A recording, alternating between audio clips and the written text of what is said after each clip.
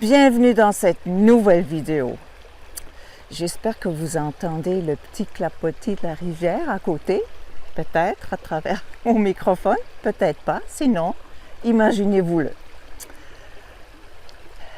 Aujourd'hui, j'ai le goût de vous jaser de quelque chose qui peut être assez paralysant.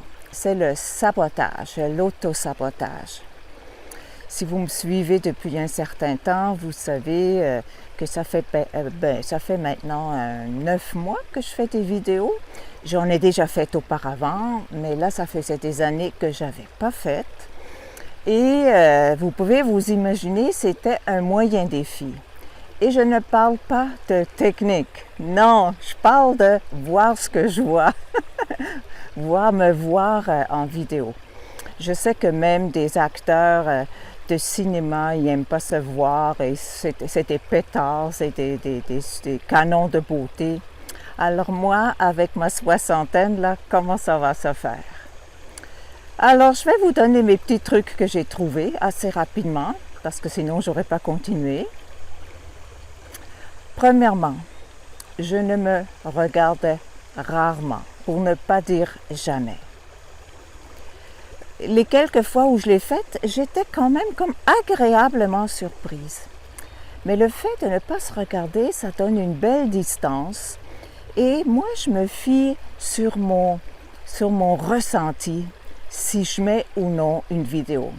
Ça arrive que je me sente pas bien après. Il y a quelque chose qui n'était pas fluide. Et à ce moment-là, ah non, je le mets pas, c'est tout. J'ai souvent pas besoin de le regarder. Juste le ressenti me suffit. Le fait de le sentir quand j'ai un message qui a peut-être une valeur pour une, deux personnes, du moment que je sens ça, je le laisse et je coupe pas, je ne coupe pas, je le mets tel quel, j'enlève un peu le début là quand on s'installe et à la fin quand on arrête, quand on met le doigt là sur le bouton d'arrêter. Et grâce à ce ressenti-là, je peux faire des vidéos. Et il y a des gens qui les apprécient. Alors, quelque part, je fais une œuvre utile. Et je constate que probablement, souvent dans ma vie, je me suis empêchée d'agir parce que je me voyais à travers un regard critique.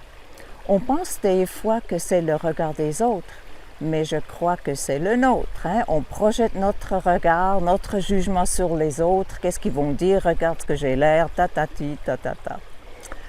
Alors ce truc-là pour déjouer mon saboteur, ça m'a permis de continuer. Et je peux dire dans d'autres projets aussi, quand je suis bien connectée, c'est souvent une question de connexion, d'alignement. Quand je suis alignée, le regard d'autrui ou mon regard critique n'ont pas assez d'impact pour m'arrêter. Alors, je peux aller de l'avant, je peux faire des choses. C'est-tu pas merveilleux?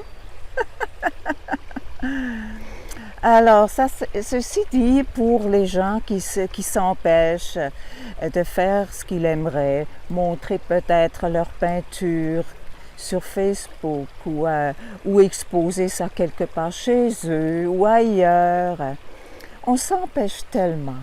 Alors, je suis là pour vous encourager. On n'en meurt pas. Des fois, il y a des moments un peu gênants, mais on n'en meurt pas. Non, on n'en meurt pas. Et surtout, c'est très satisfaisant lorsqu'on dépasse cette gêne qui nous arrête, cette petite voix à l'intérieur de la tête là, qui nous dénigrait ou qui nous... Alors, je crois que c'est un passage obligé si on veut créer dans sa vie, si on veut être un co-créateur, une co-créatrice de la vie. Faut y aller. Faut y aller. Ça, c'est comme un passage obligé qu'il faut dépasser le critique intérieur et les critiques qu'on s'imagine extérieures ou qui sont peut-être là. Ça arrive aussi, bien sûr. Voilà, c'était mon message pour aujourd'hui.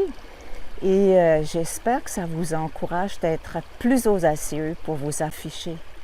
Nous sommes des créateurs, n'est-ce pas? Nous avons des choses à faire, de la créativité à laisser sortir, des dons à faire sortir, des messages à passer de différentes façons. Alors, ne nous privons pas. Hein? Permettons-nous aller passer ces messages-là. Voilà. Je vous dis à très bientôt. Merci pour votre écoute. Je vous dis à bientôt et portez-vous bien. Profitez de l'été si vous êtes dans l'hémisphère nord et qu'il fait été chez vous.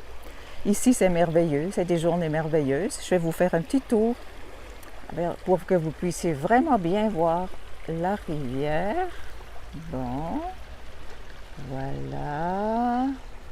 Vous l'avez peut-être déjà vu sur d'autres vidéos. Ça m'arrive de temps en temps à faire.